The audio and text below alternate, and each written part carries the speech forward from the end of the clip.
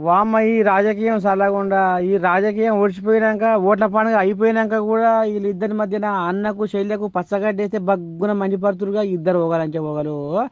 ఇక మరి మా అయ్య పండుగ జయంతి పండుగను నేనే బ్రహ్మాండంగా చేయాలంటే నేనే బ్రహ్మాండంగా చేయాలన్నంతగా ఓ ఇక చెల్లె చెరి మీద కాళ్ళ గిరికలు కట్టుకొని కాంగ్రెస్ నాయకుల చుట్టూ తిరగబట్టి ఇక జగన్ ఏమో ఇక చెల్లె కంటే మెజారిటీగా చేయాలి, నేను ఇప్పటికే ఓడిపోతే ఇప్పటికే అసలు నేను నారాజుగా ఉన్నా, నేను నారాజుగా ఉండొద్దు, నేను ధైర్యం తెచ్చుకోవాలి ఎంతవరకైనా పురస్తే అని ఇక ఈయన జగన్ కూడా బాగానే ముందు అడుగు చేస్తుండట.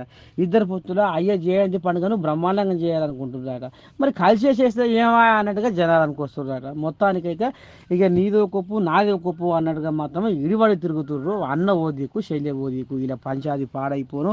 మరి వీళ్ళకి ఏడ బెడిచిందో ఎక్కడ వచ్చిందో ఈ తీర పంచాది కానీ ఇప్పటి వరకు కూడా పాపం పైన ఉన్న ఆ రాజశేఖర్ ఆత్మకు శాంతి లేకుండా వీళ్ళ పంచాది పాడైపోను మోగిస్తుర్రు లా. ఇక మరి తల్లి చల్లకుండా మరి తల్లి ఇక మరి బిడ్డ దిక్కుంటుందా కొడుకు దిక్కుంటుందా అనేది తల్లి కూడా కుదిరబడ ఏలుకోవాలయ్యింది విజయమ్మ. ఇక మరి ఏదెట్టబోదో ఏదెట్టవుతుందో కానీ మొత్తానికైతే అయ్య జయంతి పండుగను బ్రహ్మాండంగా చేయాలని ఒకరికి ఒకరు పోటీ పడుతున్నారు అటనులా. చూడాలి మరి ఎవరు బాగా చేస్తారో ఏం కథ.